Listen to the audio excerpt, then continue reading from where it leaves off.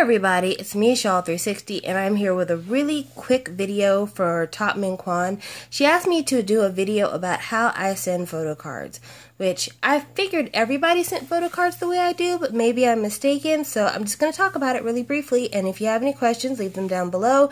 If you have any methods that you feel that are a little bit more secure, let me know, but this is just my cheap and effective way to send photo cards. So most of the time what I'll do is I will send my photo cards in a greeting card. You can buy greeting cards for 99 cents at the store. I buy a box of just like blank cards, and that's what I use.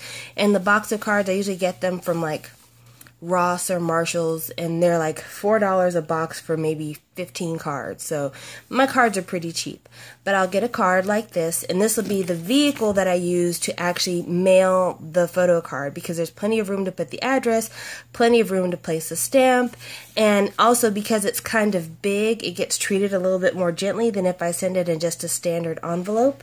Now inside of the card, the way that I actually mail the card itself, I'll take a photo card like this and I'll put it inside of a penny sleeve.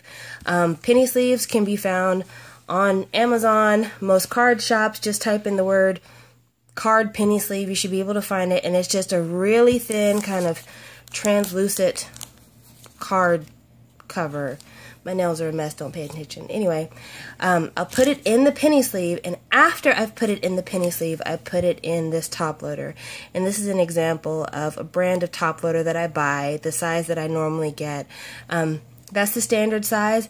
I bought several of these from Amazon. In fact, Amazon has a combo you can get that has the penny sleeves and the top loader cards all together in one package if you're interested. And it's like, I think $10 or $15, and you get 100 of them. So it's a pretty good deal.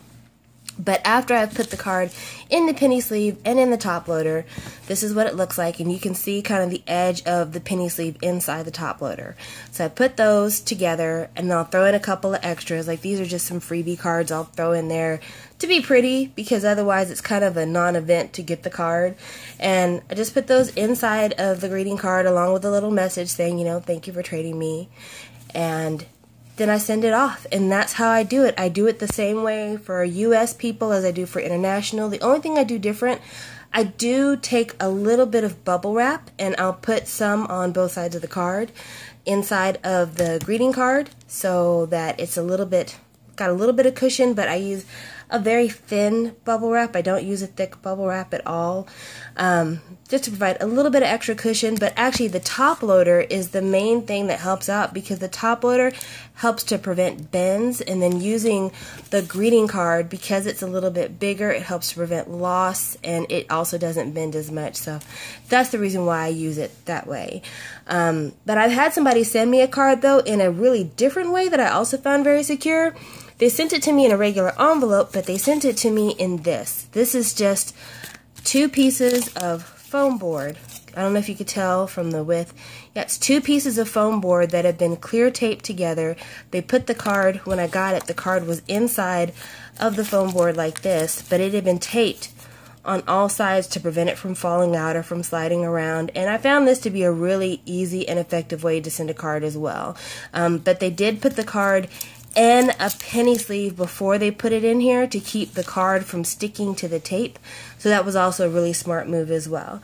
But those are my tips for sending cards, and I find that it works really well, especially if you're dealing with somebody that doesn't necessarily want tracking. Now, if you have somebody that wants tracking, that's a totally different expense altogether. In tracking internationally, if I'm trading internationally, I'll usually tell them, you know, if you want tracking, we can't trade, because tracking internationally is super high, and I just really can't afford it a lot of the time. So this is the way I do it. But yeah, if you guys have any questions, let me know. Leave comments down below. If you have some tips for things I could be doing better, I definitely would love to hear it. But this is my video on how I send and trade photo cards. Talk to you guys later. Bye!